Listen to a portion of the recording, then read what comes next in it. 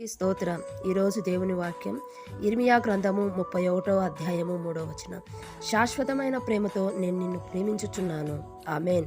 దేవుడు అంటున్నాడు, ఈ లోకంలో మనం చూసినట్లయితే ఎన్నో ప్రేమలు ఉన్నాయి.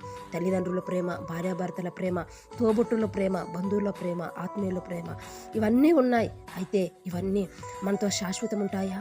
ఉండవు. కొద్ది కాలం వరకే ఇవి మనకుంటాయి. అయితే ఆ కొద్ది కాలం వైపు మనం చూస్తూ మనసులో మోసపోతున్నాం.